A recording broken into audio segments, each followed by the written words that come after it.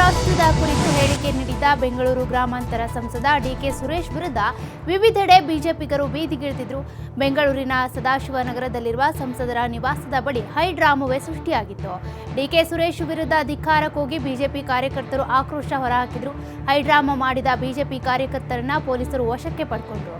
ಬಳಿಕ ಬಿಡುಗಡೆ ಮಾಡಿದ್ದಾರೆ.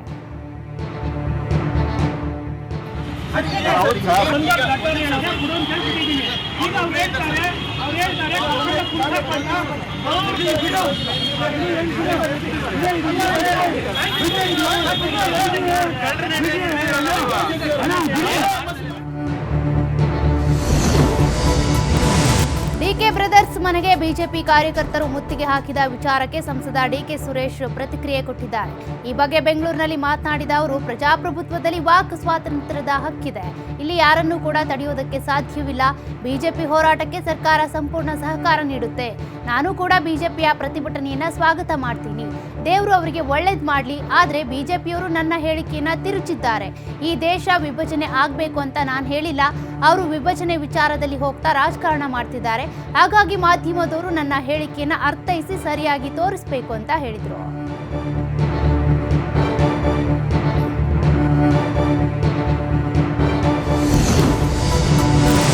ಸುರೇಶ್ ಹೇಳಿಕೆ ವಿರುದ್ಧ ಶಿವಮೊಗ್ಗದಲ್ಲಿ ಸಂಸದ ಬಿವೈ ರಾಘವೇಂದ್ರ ವಾಗ್ದಾಳಿ ನಡೆಸಿದ್ರು. ದೇಶ ವಿಭಜನೆ ಮಾಡೋದು ಕಾಂಗ್ರೆಸ್ನ ಸಂಸ್ಕೃತಿ. ಈಗಾಗಲೇ ದೇಶವನ್ನ 3 ವಿಭಾಗವನ್ನಾಗಿ ಮಾಡಿದ್ದಾರೆ. ದೇಶ ಒಡೆಯುವ ವಿಚಾರದಲ್ಲಿ ರಾಜಕೀಯ ನಾಯಕರು ಹೇಳಿಕೊಟ್ಟಿದ್ದಾರೆ. ಮಲ್ಲಿಕಾರ್ಜುನ್ ಖರ್ಗೆ ಅವರ ಸಹ ಈ ಹೇಳಿಕೆಯನ್ನ ವಿರೋಧ ಮಾಡಿದ್ದಾರೆ. ಇಲ್ಲಿ ಕಾಂಗ್ರೆಸ್ ನಾಯಕರಲ್ಲಿನೇ ಭಿನ್ನ ಅಭಿಪ್ರಾಯಗಳಿದ್ದಾವೆ. ಹಾಗಾಗಿ ಇದನ್ನೆಲ್ಲ ಕಾಂಗ್ರೆಸ್ ನಾಯಕರು ಅರ್ಥ ಮಾಡ್ಕೊಳ್ಬೇಕು ಅಂತ ಆಕ್ರೋಶ ಹೊರಹಾಕಿದ್ರು.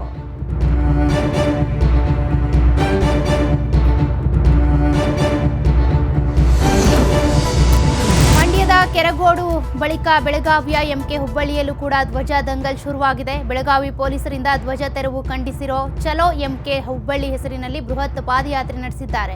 ಬಿಜೆಪಿ ನಾಯಕರು, ಹಿಂದೂ ಪರ ಕಾರ್ಯಕರ್ತರು ಪಾದಯಾತ್ರೆ ನಡೆಸಿ ಆಕ್ರೋಶ ಹೊರಹಾಕಿದ್ರು.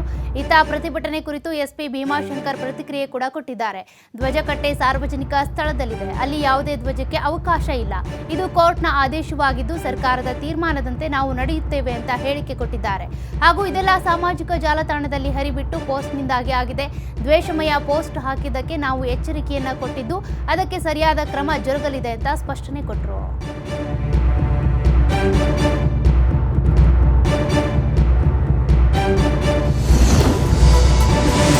ಇದೇ ವಿಚಾರಕ್ಕೆ ಬಿಜೆಪಿ ರಾಜ್ಯಾಧ್ಯಕ್ಷ ಬಿವೈ ವಿಜಯೇಂದ್ರ ಕೂಡ ಪ್ರತಿಕ್ರಿಯೆ ಕೊಟ್ಟಿದ್ದು, ಮಂಡ್ಯದಲ್ಲಿ ಭಗವಾಧ್ವಜ ಗಲಾಟೆ ಕಾಂಗ್ರೆಸ್ ಸರ್ಕಾರದ ಪಿತೂರಿ ಆಗಿತ್ತು. ಹನುಮ ಧ್ವಜ ಹಾರಿಸೋದಕ್ಕೆ ಗ್ರಾಮ ಪಂಚಾಯಿತಿ ಅನುಮತಿ ಪಡೆದು ಧ್ವಜಸ್ತಂಭ ನಿರ್ಮಿಸಲಾಗಿತ್ತು. ಈ ಘಟನೆ ನಾವು ಭಾರತದಲ್ಲಿದ್ದೇವೋ ಬೇರೆ ದೇಶದಲ್ಲಿದ್ದೇವೋ ಎಂಬ ಅನುಮಾನ ಉಂಟು ಮಾಡಿತ್ತು.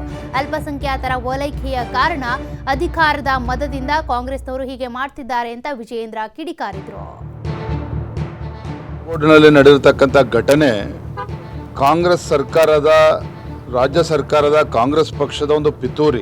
ಅಲ್ಲಿ ಹನುಮನ ಧ್ವಜವನ್ನು ಹಾರಿಸಬೇಕು ಅಂಥೇಳಿ ಗ್ರಾಮ ಪಂಚಾಯತಿಯವರು ತೀರ್ಮಾನ ಮಾಡಿ ತದನಂತರ ಧ್ವಜಸ್ತಂಭವನ್ನು ಸ್ಥಾಪನೆ ಮಾಡಿ ರಾಮಧ್ವಜನ ಹಾರಿಸಿದ್ರೆ ಅದನ್ನು ಕೂಡ ಪ್ರಶ್ನೆ ಮಾಡ್ತಕ್ಕಂಥದ್ದು. ಎಲ್ಲೋ ಒಂದು ಕಡೆ ನಾವು ಭಾರತ ದೇಶದಲ್ಲಿದ್ದೀವೋ ಅಥವಾ ಬೇರೆ ಇನ್ಯಾವ ದೇಶದಲ್ಲಿದ್ದೇವೆ ಅಂತೇಳಿ ನಮ್ಮನ್ನು ನಾವು ಪ್ರಶ್ನೆ ಮಾಡ್ಕೊಳ್ತಕ್ಕಂಥ ಪರಿಸ್ಥಿತಿಗೆ ಇವತ್ತು ರಾಜ್ಯದಲ್ಲಿರ್ತಕ್ಕಂಥ ಕಾಂಗ್ರೆಸ್ ಸರ್ಕಾರ ಇವತ್ತು ದೂಡ್ತಾ ಇದೆ. ರಾಜ್ಯ ರಾಜಕೀಯದಲ್ಲಿ ಕೇಸರಿ ಕೆಸರೆರಚಾಟ ಮುಂದುವರೆದಿದೆ. ಪ್ರತಿಭಟನೆ ವೇಳೆ ಕುಮಾರಸ್ವಾಮಿ ಕೇಸರಿ ಶಾಲು ಧರಿಸಿದ್ದಕ್ಕೆ ಪರಿಷತ್ ಸದಸ್ಯ ರಾಜೇಂದ್ರ ರಾಜಣ್ಣ ಲೇವಡಿ ಮಾಡಿದ್ದು, ಯಾವತ್ತೂ ಕೇಸರಿ ಶಾಲು ಹಾಕದೇ ಇರೋರು ಮೊನ್ನೆ ಹಾಕಿದ್ದಾರೆ. ಕೇಸರಿ ಶಾಲು ಹಾಕಿದ್ದ ಅಮಿತ್ ಶಾರನ್ನೇ ನಿಂದಿಸಿದ್ದ ಇದೇ ವ್ಯಕ್ತಿ ಕೇಸರಿ ಶಾಲು ಹಾಕೊಂಡು ಪ್ರತಿಭಟಿಸಿದ್ದಾರೆ. ತಂದೆ ಕೇಸರಿ ಶಾಲು ಹಾಕಬೇಡ ಅಂದ್ರೂ ಕೂಡ ನಾನು ಅದನ್ನೇ ಹಾಕೋದು ಅಂತಿದ್ದಾರೆ ಅಂತ ಬಿಜೆಪಿ ಜೆಡಿಎಸ್ ಮೈತ್ರಿ ವಿರುದ್ಧ ರಾಜೇಂದ್ರ ರಾಜಣ್ಣ ಹರಿಹಾಯ್ದ್ರು.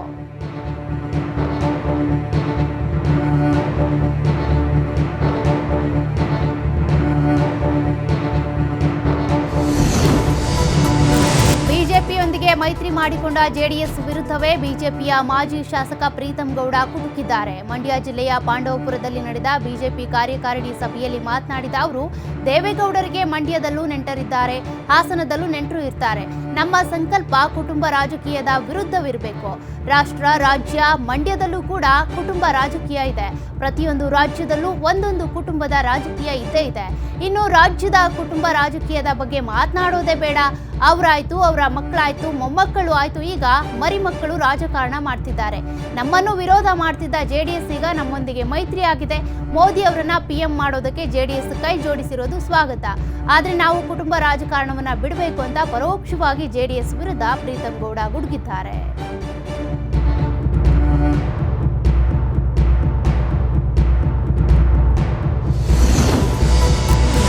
ಕಾಂಗ್ರೆಸ್ ಬಿಜೆಪಿ ನಾಯಕರ ನಡುವೆ ಅನುದಾನದ ಕದನ ಜೋರಾಗಿದೆ. ಬೆಂಗಳೂರಿನಲ್ಲಿ ಮಾತನಾಡಿದ DCM DK ಶಿವಕುಮಾರ್ ಬಿಜೆಪಿ ವಿರುದ್ಧ ವಾಗ್ದಾಳಿ ನಡೆಸಿದ್ರು. ಬಿಜೆಪಿಯ ಹಿಂದಿನ ಡಬಲ್ ಇಂಜಿನ್ ಸರ್ಕಾರ ರಾಜ್ಯಕ್ಕೆ ಏನ್ ಕೊಟ್ಟಿದೆ? ಬರ ಪರಿಹಾರಕ್ಕೆ ನಾವು ಪಕ್ಷಾತೀತವಾಗಿ ಪ್ರತಿಭಟನೆ ಮಾಡ್ತಾ ಇದ್ದೀವಿ. ಹಾಗಾಗಿ ಬಿಜೆಪಿ ಸಂಸದರು ಕೂಡ ನಮ್ಮ ಪ್ರತಿಭಟನೆಯಲ್ಲಿ ಭಾಗಿಯಾಗಲಿ, ರಾಜ್ಯಕ್ಕೆ ಆಗಿರುವ ಅನ್ಯಾಯದ ಬಗ್ಗೆ ಹೋರಾಟ ಮಾಡಲಿ ಅಂತ ಆಕ್ರೋಶ ಹೊರಹಾಕಿದ್ರು. ಸರ್ಕಾರ ನಿಮ್ಮ ಕೈಗೆ ಅಧಿಕಾರ ಕೊಟ್ಟಿದೆ, ನೀವು ಮಾತಾಡ್ತಾರೆ ಡಬಲ್ ಇಂಜಿನ್ ಗೌರ್ಮೆಂಟ್ ಬೇಕು ಬೇಕು ಬೇಕು ಅಂತ. ಡಬಲ್ ಇಂಜಿನ್ ಗೌರ್ಮೆಂಟ್ ಮಾಡ್ಕೊಂಡ್ವಿ. ಡಬಲ್ ಇಂಜಿನ್ ಗೌರ್ಮೆಂಟ್ ಮಾಡ್ಕೊಂಡಾಗ ಡಬಲ್ ಇಂಜಿನ್ ಗೌರ್ಮೆಂಟ್ ಏನು ತರ್ತು ಅದು ಭಾಳ ಮುಖ್ಯ ಅಲ್ಲ ರೀ. 27 ಜನ MP ಇಟ್ಕೊಂಡು ಬರಗಾಲದ ಒಂದು ಮೀಟಿಂಗ್ ಮಾಡಿಸ್ತಿದ್ವಲ್ರಿ. ಬರಗಾಲದ ಒಂದು ಮೀಟಿಂಗ್ ಮಾಡಿಬಿಟ್ಟು ಹಣ ಬಿಡುಗಡೆ ಮಾಡಿಸಿಲ್ಲ. ಬರಗಾಲಕ್ಕೆ ಏನು ಕೊಡಲಿಲ್ಲ. ಬರಗಾಲ DCM DK ಶಿವಕುಮಾರ್ ಅವರು CM ಆಗಲಿ ಅಂತ ರಂಭಾಪುರಿ ಶ್ರೀಗಳು ಆಶೀರ್ವದಿಸಿದ್ದಾರೆ. ವಿಜಯಪುರದಲ್ಲಿ ಮಾತನಾಡಿದ ಅವರು, ಕಾಂಗ್ರೆಸ್ ಪಕ್ಷ ಬೆಳೆಯೋದಕ್ಕೆ DK ಶಿವಕುಮಾರ್ ಬಹಳಷ್ಟು ಶ್ರಮಿಸಿದ್ದಾರೆ. DK ಶಿವಕುಮಾರ್ ಮುಂದಿನ ದಿನಗಳಲ್ಲಿ ಉನ್ನತ ಹುದ್ದೆಯನ್ನ ಅಲಂಕರಿಸಲಿ. DK ಶಿವಕುಮಾರ್ಗೆ ವೀರಶೈವ ಲಿಂಗಾಯತರ ಜೊತೆ ಉತ್ತಮ ಬಾಂಧವ್ಯ ಇದೆ. ಕರ್ನಾಟಕದಲ್ಲಿ ಮುಖ್ಯಮಂತ್ರಿ ಹುದ್ದೆಯೇ ದೊಡ್ಡ ಹುದ್ದೆ. DKಶಿಗೆ CM ಹುದ್ದೆ ಲಭಿಸಲಿ ಅಂತ ಸ್ವಾಮೀಜಿ ಆಶಿಸಿದರು.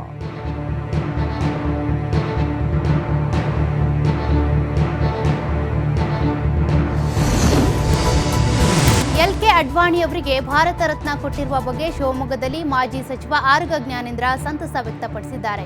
LK ಅಡ್ವಾಣಿ ಅವರು ಮಾಡಿರುವ ದೇಶ ಸೇವೆ ಅಮೋಘವಾದದ್ದು. ನಾನು ತುಂಬಾ ಹತ್ತಿರದಿಂದ ಅಡ್ವಾಣಿ ಅವರನ್ನ ನೋಡಿದ್ದೇನೆ. 4 ಭಾಗದಿಂದ ದೇಶವನ್ನ ನಿಜವಾಗಿ ಜೋಡಿಸಿದ್ದು ಅಡ್ವಾಣಿಯವರು. ಸೂಡೋ ಸೆಕ್ಯುಲರ್ ಎಂಬ ಹೊಸ ಪದವನ್ನ ಹುಟ್ಟುಹಾಕಿದವರು ಅವರು.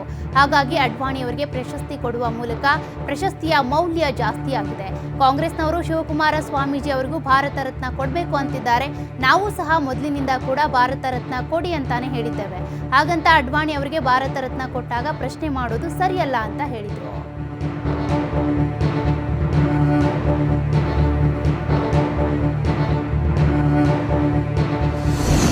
ಆಗಿರುವ ತುಮಕೂರಿನ ಸಿದ್ಧಗಂಗಾ ಮಠದ ಶ್ರೀ ಶಿವಕುಮಾರ ಶ್ರೀಗಳಿಗೂ ಮರಣೋತ್ತರ ಭಾರತ ರತ್ನ ನೀಡಿ ಎಂಬ TV5 ಕನ್ನಡ ಅಭಿಯಾನಕ್ಕೆ ರಾಜ್ಯದಾದ್ಯಂತ ಉತ್ತಮ ಬೆಂಬಲ ದೊರಕ್ತಾ ಇದೆ.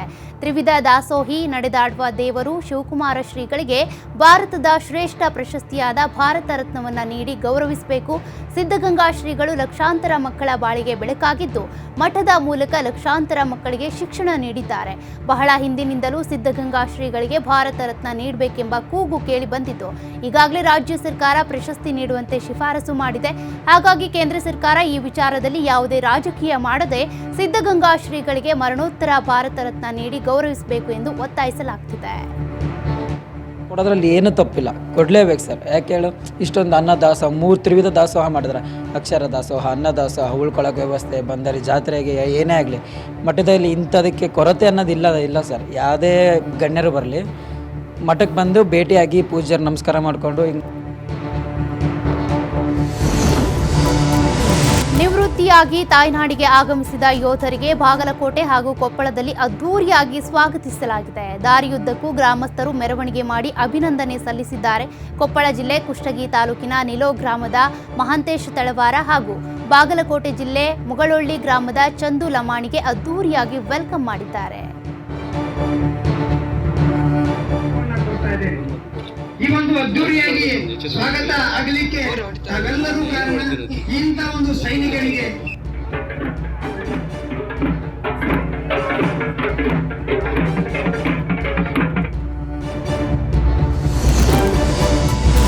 ಉತ್ತರ ಕಾಶ್ಮೀರದಲ್ಲಿ ಭಾರೀ ಹಿಮಪಾತವಾಗ್ತಾ ಇದ್ದು ಸಂಚಾರ ಅಸ್ತವ್ಯಸ್ತವಾಗಿದೆ. ಈ ಸಂದರ್ಭದಲ್ಲಿ ಗರ್ಭಿಣಿಯೊಬ್ಬರಿಗೆ ಹೆರಿಗೆ ನೋವು ಕಾಣಿಸಿಕೊಂಡಿದ್ದು, ಸೈನಿಕರೊಬ್ಬರು ದೇವರಂತೆ ಬಂದು ಆಕೆಯನ್ನು ಆಸ್ಪತ್ರೆಗೆ ಸೇರಿಸಲು ನೆರವಾಗಿದ್ದಾರೆ. ಜಿಲ್ಲೆಯ ಕಾನಾಬಾಲ್ನಿಂದ PHC ವಿಲ್ಗಾಮ್ ವರೆಗೆ ಭಾರೀ ಹಿಮಪಾತವಾಗಿದೆ. ಇದರಿಂದ ಇಲ್ಲಿ ಸಂಚಾರ ಅಸ್ತವ್ಯಸ್ತವಾಗಿತ್ತು. ಇಂತಹ ಪರಿಸ್ಥಿತಿಯಲ್ಲಿ ಮಹಿಳೆಯೊಬ್ಬರು ಹೆರಿಗೆ ನೋವಿನಿಂದ ಬಳಲ್ತಾ ಇದ್ರು. ಈ ವೇಳೆ ಸಮಯ ಪ್ರಜ್ಞೆ ವಹಿಸಿದ ಯೋಧ ತಾಯಿ ಮಗುವನ್ನ ಬಚಾವ್ ಮಾಡಿ ಮಾನವೀಯತೆಯನ್ನ ಮೆರೆದಿದ್ದಾರೆ.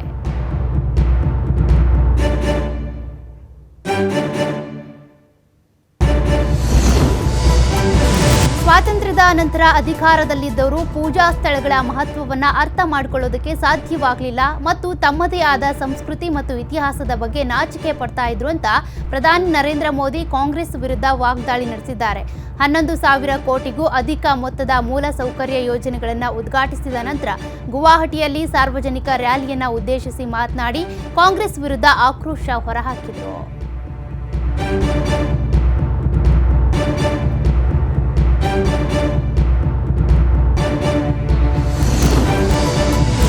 ರಾಜಸ್ಥಾನದ ಪಾಲಿ ಜಿಲ್ಲೆಯ ಜಡಾನ್ ಗ್ರಾಮದಲ್ಲಿ ನಿರ್ಮಾಣವಾಗುತ್ತಿರುವ ಓಂ ಆಕಾರದ ದೇವಾಲಯ ಇದೀಗ ವಿಶ್ವದೆಲ್ಲೆಡೆ ಭಾರಿ ಸುದ್ದಿಯಲ್ಲಿದೆ. ಪ್ರಪಂಚದಲ್ಲೇ ಓಂ ಆಕಾರದಲ್ಲಿ ನಿರ್ಮಿಸಲಾದ ಮೊದಲ ದೇವಾಲಯ ಇದಾಗಿದೆ. 1995ರಲ್ಲಿ ಈ ಮಹಾ ದೇವಾಲಯದ ಶಂಕುಸ್ಥಾಪನೆ ನಡೆದಿದ್ದು, ಈ ದೇವಾಲಯದ ನಿರ್ಮಾಣ ಕಾಮಗಾರಿ ಅಂತಿಮ ಹಂತದಲ್ಲಿದ್ದು, ಈ ವರ್ಷ 2024 ಮುಗಿಯೋದ್ರೊಳಗೆ ದೇವಾಲಯದ ನಿರ್ಮಾಣ ಪೂರ್ಣಗೊಳ್ಳಲಿದೆ ಅಂತ ಹೇಳಲಾಗ್ತಿದೆ.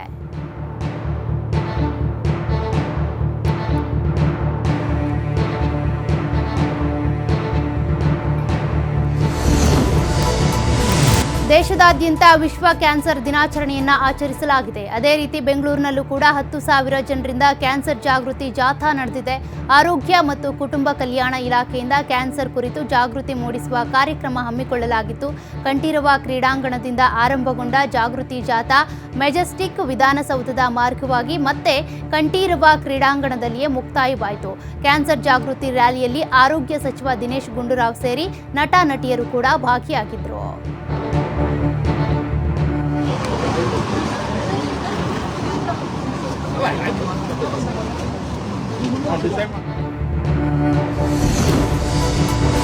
ನಮೀಬಿಯಾ ಅಧ್ಯಕ್ಷ ಹೇಗ್ ಗೇನ್ ಗೋಬ್ ಕ್ಯಾನ್ಸರ್ನಿಂದ ನಿಧನರಾಗಿದ್ದಾರೆ. ಹೇಗ್ ಕಳೆದ ಕೆಲವು ವಾರಗಳಿಂದ ಕ್ಯಾನ್ಸರ್ನಿಂದ ಬಳಲ್ತಾ ಇದ್ರು. ಆಸ್ಪತ್ರೆಯಲ್ಲಿ ಚಿಕಿತ್ಸೆ ಪಡಿತಾ ಇದ್ರು. ಆದರೆ ಕಳೆದ ತಿಂಗಳ ಕೊನೆಯಲ್ಲಿ ಅವರು ಸಾಮಾನ್ಯ ವೈದ್ಯಕೀಯ ತಪಾಸಣೆಯ ನಂತರ ಚಿಕಿತ್ಸೆಗಾಗಿ ಯುನೈಟೆಡ್ ಸ್ಟೇಟ್ಸ್ಗೆ ಹೋಗೋದಾಗಿ ಹೇಳಿದ್ರು. ಗೇನ್ ಗೋಬ್ ವಿಂಡ್ ಹೋಕ್ನಲ್ಲಿರುವಂತಹ ಲೇಡಿ ಪೊಹಂಬಾ ಆಸ್ಪತ್ರೆಯಲ್ಲಿ ಹೇಗ್ ಗೀನ್ ಗೋಬ್ ನಿಧನರಾಗಿದ್ದಾರೆ.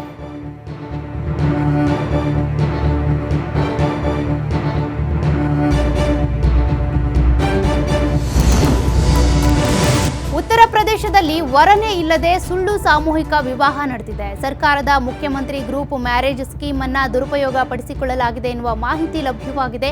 ವರನಿಲ್ಲದೆ ಕೇವಲ ವಧುಗಳಿಂದಲೇ ಮದುವೆ ನಡೆದಿತ್ತು. ಎಲ್ಲ ಹೆಣ್ಣು ಮಕ್ಕಳು ತಮಗೆ ತಾವೇ ಹಾರ ಹಾಕಿಕೊಂಡಿರೋದು ವಿಡಿಯೋದಲ್ಲಿ ಕಂಡುಬಂದಿತ್ತು.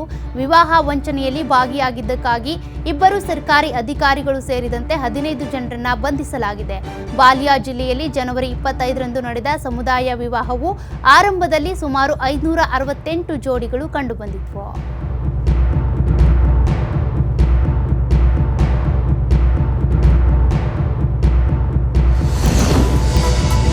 ವಿದೇಶದ ನಂಟನ್ನ ಹೊಂದಿದ್ದ ನಿಗೂಢ ತಂಡವೊಂದು ಬೆಂಗಳೂರಿಗೆ ಹೊರಟಿದ್ದಾಗ ಮಂಗಳೂರು ಪೊಲೀಸರು ಬಂಧಿಸಿದ್ದಾರೆ. ಫೆಬ್ರವರಿ 1ರಂದು 5 ಆರೋಪಿಗಳು ಅಕ್ರಮವಾಗಿ 42 ಸಿಮ್ ಕಾರ್ಡ್ಗಳನ್ನು ಖರೀದಿಸಿಕೊಂಡು ನಿಗೂಢ ಕೆಲಸಕ್ಕಾಗಿ ಬೆಂಗಳೂರಿಗೆ ತೆರಳುತ್ತಾ ಇದ್ರು. ಅನುಮಾನಗೊಂಡ ದಕ್ಷಿಣ ಕನ್ನಡ ಜಿಲ್ಲೆಯ ಬೆಳ್ತಂಗಡಿ ತಾಲೂಕಿನ ಧರ್ಮಸ್ಥಳ ಪೊಲೀಸರು ನೆರೆಯ ಗ್ರಾಮದ ತೋಟತ್ತಾಡಿ ಎಂಬಲ್ಲಿ ಸಿಮ್ ಸಮೇತ ಆರೋಪಿಗಳನ್ನು ಬಂಧಿಸಿದ್ದಾರೆ. ರಮೀಜ್, ಅಕ್ಬರ್ ಅಲಿ, ಮೊಹಮ್ಮದ್ ಮುಸ್ತಫಾ, ಮೊಹಮ್ಮದ್ ಸಾದಿಕ್ ಮತ್ತೋರ್ವ 17 ವರ್ಷದ ಅಪ್ರಾಪ್ತ ಬಾಲಕ ಪೊಲೀಸರ ಬಲೆಗೆ ಬಿದ್ದಿದ್ದಾರೆ. ಅಕ್ಬರ್ ಅಲಿ 2 ವರ್ಷ ದುಬೈನಲ್ಲಿದ್ದು ಕಳೆದ 4 ತಿಂಗಳ ಹಿಂದೆ ಊರಿಗೆ ಬಂದಿದ್ದ. ದುಬೈನಲ್ಲಿ ಇದ್ದುಕೊಂಡೇ ಅಕ್ರಮ ಸಿಮ್ ಖರೀದಿ ಮಾಡಿಸಿದ್ದ ಅಂತ ತನಿಖೆ ವೇಳೆ ತಿಳಿದು ಬಂದಿದೆ.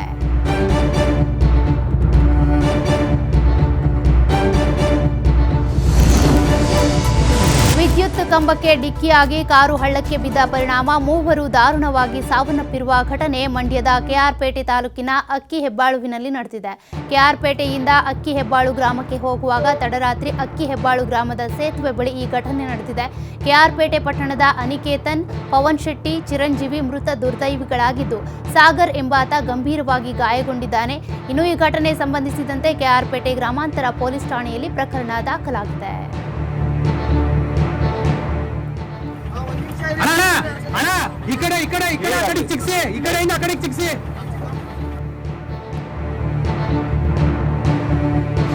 ಸರ್ಕಾರಿ ಶಾಲಾ ಕಟ್ಟಡ ಭಾಗಶಃ ಧ್ವಂಸಗೊಂಡಿದೆ. ಕಲಬುರಗಿ ಜಿಲ್ಲೆಯ ಅಫಜಲ್ಪುರ ತಾಲೂಕಿನ ಬಳ್ಳೂರ್ಗಿಯಲ್ಲಿ ಈ ಘಟನೆ ನಡೆದಿದೆ. ಸಕ್ಕರೆ ದಾಸ್ತಾನು ಟ್ರಕ್ ಚಾಲಕನ ನಿಯಂತ್ರಣ ತಪ್ಪಿ ಈ ಅವಘಡ ಸಂಭವಿಸಿದ್ದು. ಅದೃಷ್ಟವಶಾತ್ ಅವಘಡ ಸಂಭವಿಸಿದ ಸಮಯದಲ್ಲಿ ಶಾಲೆಯಲ್ಲಿ ಯಾವುದೇ ಶಿಕ್ಷಕರು ಹಾಗೂ ವಿದ್ಯಾರ್ಥಿಗಳು ಇರಲಿಲ್ಲ. ಇತ್ತ ಘಟನೆಯಿಂದ ಆತಂಕಗೊಂಡಿರುವ ಗ್ರಾಮಸ್ಥರು ಮುನ್ನೆಚ್ಚರಿಕಾ ಕ್ರಮವಾಗಿ ಶಾಲೆಗೆ ತಡೆಗೋಡೆ ನಿರ್ಮಿಸುವಂತೆ ಒತ್ತಾಯಿಸಿದ್ದಾರೆ. ಜೊತೆಗೆ ಶಾಲೆ ರಸ್ತೆ ಪಕ್ಕದಲ್ಲಿಯೇ ಇರೋದ್ರಿಂದ ಬೇರೆಡೆ ಸ್ಥಳಾಂತರ ಮಾಡುವಂತೆ ಕೂಡ ಮನವಿ ಮಾಡಿಕೊಂಡಿದ್ದಾರೆ.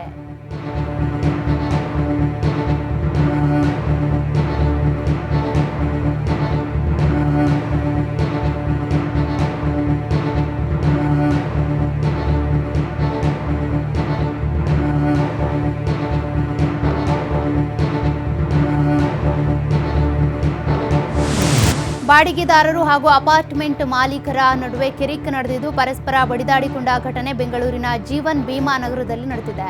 ಫೆಬ್ರವರಿ 2ರಂದು ಘಟನೆ ಮಧ್ಯರಾತ್ರಿ 1 ಗಂಟೆ ಸುಮಾರಿಗೆ ನಡೆದಿದ್ದು ಅಪಾರ್ಟ್ಮೆಂಟ್ಗೆ ನುಗ್ಗಿ ಮಹಿಳೆ ಮೇಲೆ ಮನೆ ಮಾಲೀಕರು ಹಲ್ಲೆ ನಡೆಸಿದ್ದಾರೆ.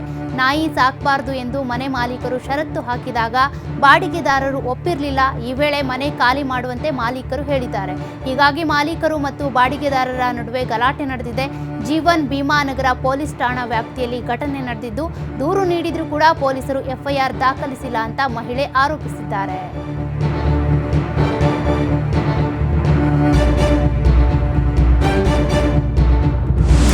ಹೋಟೆಲ್ ಒಂದರಲ್ಲಿ ಕೆಲಸ ಮಾಡುತ್ತಿದ್ದ ಸತೀಶ್ ಪಿ ಎಂಬಾತನು ಮಾಡಿದ ಕೆಲಸಕ್ಕೆ ಸಂಬಳ ಕೇಳಿದ್ದಕ್ಕೆ ಆತನ ಮೇಲೆ ಹಲ್ಲೆ ಮಾಡಿರುವ ಘಟನೆ ಚಿಕ್ಕಮಗಳೂರು ಜಿಲ್ಲೆಯ ಕೊಪ್ಪದಲ್ಲಿ ನಡೆದಿದೆ. ನೊಂದ ಸತೀಶ್ ಮಂಜು ಎಂಬುವರ ಹೋಟೆಲಿನಲ್ಲಿ ಅಡುಗೆ ಕೆಲಸ ಮಾಡ್ತಿದ್ದ. ಮಾಡಿದ ಕೆಲಸಕ್ಕೆ ಸಂಬಳ ಕೇಳಿದ್ದಕ್ಕೆ ಮಂಜು ಸಹೋದರ ಮಹೇಶ್ ಎಂಬಾತ ಅಣ್ಣ ಕೊಡಬೇಕಾದ ಹಣವನ್ನ ನಾನ್ ಕೊಡ್ತೇನೆ ಅಂತ ನಂಬಿಸಿ ಸತೀಶ್ಗೆ ಕರೆ ಮಾಡಿ ಮೇಲಿನ ಪೇಟೆಯ ರೆಸ್ಟೋರೆಂಟ್ ಒಂದಕ್ಕೆ ಕರೆದೊಯ್ದಿದ್ದ. ಬಳಿಕ ಮಹೇಶ್ನ ಸ್ನೇಹಿತರು ಕಬ್ಬಿಣದ ರಾಡ್ ಮತ್ತು ದೊಣ್ಣೆಗಳಿಂದ ಹಲ್ಲೆ ಮಾಡಿದ್ದಾರೆ ಅಂತ ಸತೀಶ್ ಆರೋಪಿಸಿದ್ದಾರೆ. ಸದ್ಯ ಚಿಕ್ಕಮಗಳೂರು ಪೊಲೀಸ್ ಠಾಣೆಯಲ್ಲಿ ಪ್ರಕರಣ ದಾಖಲಾಗಿದೆ. ಬೆಂಗಳೂರಿನಲ್ಲಿ ಮತ್ತೊಂದು ವಿದ್ಯಾಸಂಸ್ಥೆಗೆ ಬಾಂಬ್ ಬೆದರಿಕೆ ಹಾಕಲಾಗಿದೆ. ಕೇಂದ್ರೀಯ ವಿದ್ಯಾಲಯ ಭಾರತೀಯ ವಿದ್ಯಾಸಂಸ್ಥೆಗೆ ಇಮೇಲ್ ಮಾಡಿ ನಿಮ್ಮ ವಿದ್ಯಾಸಂಸ್ಥೆಯಲ್ಲಿ ಬಾಂಬ್ ಇಟ್ಟಿರೋದಾಗಿ ಬೆದರಿಸಲಾಗಿದೆ. ಸ್ಕೂಲ್ ಒಳಗೆ ಬಾಂಬ್ ಇಟ್ಟಿದ್ದೀವಿ, ಅದು ಬೆಳಗ್ಗೆ 10:20ಕ್ಕೆ ಬ್ಲಾಸ್ಟ್ ಆಗುತ್ತೆ ಅಂತ ಇಮೇಲ್ ಬಂದಿದ್ದು. ಈ ಬಗ್ಗೆ ಮಾಹಿತಿ ತಿಳಿತಾ ಇದ್ದಂತೆ ತಕ್ಷಣ ಸ್ಥಳಕ್ಕಾಗಮಿಸಿದ ಪೊಲೀಸ್ ಹಾಗೂ ಬಾಂಬ್ ಸ್ಕ್ವಾಡ್ ಪರಿಶೀಲನೆ ನಡೆಸಿ ಹುಸಿ ಬಾಂಬ್ ಅನ್ನ ಪತ್ತೆ ಹಚ್ಚಿದ್ದಾರೆ. ಇನ್ನು ಹುಸಿ ಬಾಂಬ್ ಬೆದರಿಕೆ ಹಿನ್ನೆಲೆಯಲ್ಲಿ ಕೇಂದ್ರೀಯ ವಿದ್ಯಾಲಯ ಪ್ರಿನ್ಸಿಪಾಲ್ ಅಮೃತ್ ಬಾಲಾ ಅವರು ಯಶವಂತಪುರ ಪೊಲೀಸ್ ಠಾಣೆಯಲ್ಲಿ ದೂರು ದಾಖಲಿಸಿದ್ದು ಪೊಲೀಸರು ತನಿಖೆಯನ್ನ ಆರಂಭಿಸಿದ್ದಾರೆ. ಪಿಸ್ತೂಲ್ ಹಿಡಿದು ದರೋಡೆಗಿಳಿದ ಕಿಡಿಗೇಡಿಗಳು ಲಕ್ಷಾಂತರ ರೂಪಾಯಿ ಮೌಲ್ಯದ ಚಿನ್ನಾಭರಣವನ್ನು ದೋಚಿ ಪರಾರಿಯಾಗಿದ್ದಾರೆ. ಹಾಸನ ಜಿಲ್ಲೆ ಬೇಲೂರು ತಾಲೂಕಿನ ಮುದಿಗೆರೆ ಗ್ರಾಮದಲ್ಲಿ ಘಟನೆ ನಡೆದಿದ್ದು ಮುಖಕ್ಕೆ ಬಟ್ಟೆ ಕಟ್ಟಿಕೊಂಡು ಬಂದ ದರೋಡೆಕೋರರು ಪಿಸ್ತೂಲ್ನಿಂದ ಮನೆಯೊಳಗೆ ಗುಂಡು ಹಾರಿಸಿ ಮನೆ ಮಂದಿಯನ್ನ ಬೆದರಿಸಿದ್ದಾರೆ. ಈ ವೇಳೆ ಮನೆಯಲ್ಲಿದ್ದ ಪತ್ನಿ ಶ್ರುತಿ ಹಾಗೂ ಅವರ ತಾಯಿ ಚಂದ್ರಮ್ಮಗೆ ಪಿಸ್ತೂಲ್ ತೋರಿಸಿ ಅವರ ಮೈಮೇಲಿದ್ದ ಚಿನ್ನಾಭರಣಗಳನ್ನು ನೀಡುವಂತೆ ಬೆದರಿಕೆ ಹಾಕಿದ್ದಾರೆ. ಬಳಿಕ ಪ್ರಾಣ ಭಯದಿಂದ ಮೈಮೇಲಿದ್ದಂಥ ತಾಳಿ, ಕಿವಿಯೋಲೆ ಹಾಗೂ ಮೊಬೈಲ್ ಫೋನ್ ಕೂಡ ನೀಡಿದ್ದಾರೆ. ಇನ್ನು ವಿಷಯ ತಿಳಿತಾ ಇದ್ದಂತೆ ಸ್ಥಳಕ್ಕೆ ಎಸ್ಪಿ ಸುಜಿತಾ ಭೇಟಿ ನೀಡಿ ಪರಿಶೀಲನೆ ನಡೆಸಿದ್ರು. ಘಟನೆ ಸಂಬಂಧ ಬೇಲೂರು ಪೊಲೀಸ್ ಠಾಣೆಯಲ್ಲಿ ಪ್ರಕರಣ ದಾಖಲಾಗಿದೆ. ಗುಬ್ಬಿ ಪೊಲೀಸ್ ಠಾಣೆಯಿಂದ ಕಳ್ಳ ಪರಾರಿಯಾಗಿರೋ ಪ್ರಕರಣಕ್ಕೆ ಸಂಬಂಧಿಸಿದಂತೆ ಪಿಎಸ್ಐ ಸೇರಿ 5ರನ್ನ ತುಮಕೂರು ಎಸ್ಪಿ ಅಶೋಕ್ ಕೆವಿ ಅಮಾನತುಗೊಳಿಸಿದ್ದಾರೆ. ಠಾಣೆಯಿಂದಲೇ ಕಳ್ಳ ಎಸ್ಕೇಪ್ ಆಗಿದ್ದರಿಂದ ಮುಜುಗರಕ್ಕೊಳಗಾಗಿದ್ದ ಪೊಲೀಸರು ಆರೋಪಿಯನ್ನ ಹಿಡಿಯುವಲ್ಲಿ ಕೊನೆಗೂ ಯಶಸ್ವಿಯಾಗಿದ್ದಾರೆ. ಬೆಂಗಳೂರಿನ ರೈಲ್ವೆ ನಿಲ್ದಾಣದಲ್ಲಿ ಆರೋಪಿ ಸೈಯದ್ನನ್ನ ತಡರಾತ್ರಿ ಪೊಲೀಸರು ಬಂಧಿಸಿದ್ದು ಸದ್ಯ ನಿಟ್ಟುಸಿರು ಬಿಟ್ಟಿದ್ದಾರೆ. ಮಾನವ ಮತ್ತು ಕಾಡಾನೆಗಳ ಸಂಘರ್ಷ ಇಂದು ನೆನ್ನೆಯದಲ್ಲ. ಶತಶತಮಾನಗಳಿಂದ ಕೂಡ ಕಾಡಾನೆಗಳು ಆಹಾರವನ್ನು ಅರಸಿ ಕಾಡಿನತ್ತ ಬರ್ತಾನೆ ಇರ್ತವೆ. ದಕ್ಷಿಣ ಕನ್ನಡ ಜಿಲ್ಲೆಯ ಕಡಬದ ಪ್ರದೇಶದಲ್ಲೂ ಕೂಡ ಕಾಡಾನೆಗಳ ಹಾವಳಿ ಜೋರಾಗಿದ್ದು ಶಾಲೆಯೊಂದರ ಸಮೀಪದಲ್ಲೇ ಬೀಡು ಬಿಟ್ಟಿವೆ. ಆಹಾರಕ್ಕಾಗಿ ಕೃಷಿ ಭೂಮಿಗೆ ಲಗ್ಗೆ ಇಟ್ಟಿದ್ದ ಕಾಡಾನೆಗಳು ಸೋಲಾರ್ ಬೇಲಿಗಳಿಂದ ಮರಳಿ ಕಾಡಿಗೆ ಪ್ರವೇಶಿಸಲಾಗದೆ ನಾಡಿನಲ್ಲಿಯೇ ಸಂಚರಿಸ್ತಾ ಇವೆ. ಈ ಹಿಂದೆ 2ರನ್ನ ಇದೇ ಕಾಡಾನೆಗಳು ಬಲಿ ಪಡೆದಿದ್ದರಿಂದ ಸಮೀಪದ ಸರ್ಕಾರಿ ಶಾಲೆಯ ಮಕ್ಕಳು, ಗ್ರಾಮಸ್ಥರು ಆತಂಕಕ್ಕೀಡಾಗಿದ್ದಾರೆ. ಕೂಡಲೇ ಕಾಡಾನೆಗಳನ್ನು ಸೆರೆ ಹಿಡಿಯುವಂತೆ ಅರಣ್ಯ ಇಲಾಖೆಗೆ ಆಗ್ರಹಿಸಿದ್ದಾರೆ. ಮೈಸೂರಿನಲ್ಲಿ ಹುಲಿ ಗರ್ಜನೆ ಮತ್ತೆ ಮುಂದುವರೆದಿದೆ. ಎಚ್ಡಿ ಕೋಟೆ ತಾಲೂಕಿನ ಮೊತ್ತ ಗ್ರಾಮದಲ್ಲಿ ಬಸವರಾಜಪ್ಪ ಎಂಬುವರಿಗೆ ಸೇರಿದ ಹಸುವಿನ ಮೇಲೆ ಹುಲಿ ದಾಳಿ ನಡೆಸಿ ಗಾಯಗೊಳಿಸಿದೆ. ಮೊನ್ನೆಯಷ್ಟೇ ಹುಲಿ ದಾಳಿಗೆ ಗ್ರಾಮದಲ್ಲಿ ಹಸು ಸಾವನ್ನಪ್ಪಿದ್ದು ಮತ್ತೀಗ ಹುಲಿ ದಾಳಿ ಮುಂದುವರೆದಿದೆ. ಹುಲಿ ದಾಳಿಯಿಂದಾಗಿ ಮೊತ್ತ ಗ್ರಾಮದ ಅಕ್ಕಪಕ್ಕದ ಗ್ರಾಮಸ್ಥರು ಆತಂಕಕ್ಕೀಡಾಗಿದ್ದಾರೆ. ಮೊತ್ತ ಗ್ರಾಮ ನಾಗರಹೊಳೆ ರಾಷ್ಟ್ರೀಯ ಉದ್ಯಾನವನದ ವ್ಯಾಪ್ತಿಗೆ ಸೇರಿದ್ದು ಗ್ರಾಮದ ಅಕ್ಕಪಕ್ಕದಲ್ಲಿ ಹುಲಿಯ ಉಪಟಳ ದಿನೇ ದಿನೇ ಹೆಚ್ಚಾಗ್ತಾ ಇದೆ. ಇದರಿಂದಾಗಿ ಬೇಸತ್ತ ರೈತರು ಅರಣ್ಯ ಇಲಾಖೆಯ ವಿರುದ್ಧ ರೊಚ್ಚಿಗೆದ್ದಿದ್ದಾರೆ. ಹುಲಿ ಹಾವಳಿಯನ್ನ ತಪ್ಪಿಸುವಂತೆ ಬಹಳಷ್ಟು ದಿನಗಳಿಂದ ಅರಣ್ಯ ಇಲಾಖೆಗೆ ದೂರು ಕೊಟ್ಟರೂ ಕೂಡ ಯಾವುದೇ ಪ್ರಯೋಜನ ಆಗ್ತಾ ಇಲ್ಲ ಅಂತ ಆಕ್ರೋಶ ಹೊರಹಾಕಿದ್ದಾರೆ. ಮೈಸೂರು ಜಿಲ್ಲೆ ನಂಜನಗೂಡಿನ ಕೋಣನೂರು ಮತ್ತು ಚುಂಚನಹಳ್ಳಿ ಕಿರು ಅರಣ್ಯ ಪ್ರದೇಶದಲ್ಲಿ ಬೆಂಕಿ ಬಿದ್ದು ನೂರಾರು ಎಕರೆ ಅರಣ್ಯ ಸಂಪತ್ತು ಭಸ್ಮವಾಗಿದೆ. ಕೋಣನೂರು ಗ್ರಾಮದ ಹೊರವಲಯದಲ್ಲಿರುವ ಎತ್ತಿನಮುಂಟಿ ಪ್ರದೇಶದಲ್ಲಿ ಕಾಣಿಸಿಕೊಂಡ ಬೆಂಕಿ ಸುಳಿಗಾಳಿಗೆ ಸಿಲುಕಿ ಮೇವಿನ ಪ್ರದೇಶಕ್ಕೆ ವ್ಯಾಪಿಸಿ ಸುಟ್ಟು ಕರಕಲಾಗಿದೆ. ವಿಷಯ ತಿಳಿದು ಸ್ಥಳಕ್ಕೆ ಅರಣ್ಯ ಅಧಿಕಾರಿಗಳು ಮತ್ತು ಸ್ಥಳೀಯ ರೈತರು ಧಾವಿಸಿ ಬೆಂಕಿಯನ್ನು ನಂದಿಸುವುದಕ್ಕೆ ಹರಸಾಹಸ ಪಟ್ಟಿದ್ದಾರೆ. ದನ ಕರುಗಳು ಮತ್ತು ಕಾಡು ಪ್ರಾಣಿಗಳಿಗೆ ಆಹಾರವಾಗಿದ್ದ ಪ್ರದೇಶ ಈಗ ಭಸ್ಮವಾಗಿದೆ. ಜಾನುವಾರು ಮೇವಿಗೆ ಕೊರತೆಯಾಗುವ ಸಾಧ್ಯತೆ ಇದ್ದು ಬೇಸಿಗೆ ಇರುವ ಕಾರಣ ಆದಷ್ಟು ಬೇಗ ಅರಣ್ಯ ಇಲಾಖೆಯ ಅಧಿಕಾರಿಗಳನ್ನು ನೇಮಕ ಮಾಡಿ ಬೆಂಕಿ ಬೀಳದಂತೆ ಕ್ರಮ ವಹಿಸಬೇಕು ಅಂತ ಸ್ಥಳೀಯರು ಒತ್ತಾಯಿಸಿದ್ದಾರೆ. ಕಾಲೇಜು ವಿದ್ಯಾರ್ಥಿನಿಗೆ ಪೊಲೀಸರು ಕಿರುಕುಳ ನೀಡಿರೋ ಆರೋಪ ಕೇಳಿಬಂದಿದೆ. ಗದಗ ಜಿಲ್ಲೆಯ ಗಜೇಂದ್ರಗಡ ತಾಲೂಕಿನ ನರೇಗಲ್ ಪೊಲೀಸ್ ಠಾಣೆ ಪಿಎಸ್ಐ ನಿಖಿಲ್ ಕಾಂಬ್ಳೆ ಹಾಗೂ ಕಾನ್ಸ್ಟೇಬಲ್ ಶಂಕರ್ ನಾಲಕರ್ ವಿದ್ಯಾರ್ಥಿನಿಯೊಂದಿಗೆ ಅನುಚಿತವಾಗಿ ವರ್ತಿಸಿದ್ದಾರೆ ಎಂಬ ಗಂಭೀರ ಆರೋಪ ಕೇಳಿಬಂದಿದೆ. ವಿದ್ಯಾರ್ಥಿನಿಯರ ಸ್ನೇಹಿತರಿಂದ ಫೋನ್ ನಂಬರ್ ಅನ್ನು ಪಡ್ಕೊಂಡು ವಿದ್ಯಾರ್ಥಿನಿಗೆ ಅಶ್ಲೀಲವಾಗಿ ಮೆಸೇಜ್ ಮಾಡಿ ಕಿರುಕುಳ ಕೊಡ್ತಿದ್ದಾರೆ ಅಂತ ವಿದ್ಯಾರ್ಥಿನಿ ಆರೋಪಿಸಿದ್ದಾಳೆ. ನರೇಗಲ್ ಬಸ್ ನಿಲ್ದಾಣ ಹಾಗೂ ಪೊಲೀಸ್ ಠಾಣೆ ಬಳಿ ವಿದ್ಯಾರ್ಥಿನಿಗೆ ಕಿರುಕುಳ ನೀಡುತ್ತಿದ್ದಾರೆ ಎನ್ನಲಾಗ್ತಿದೆ.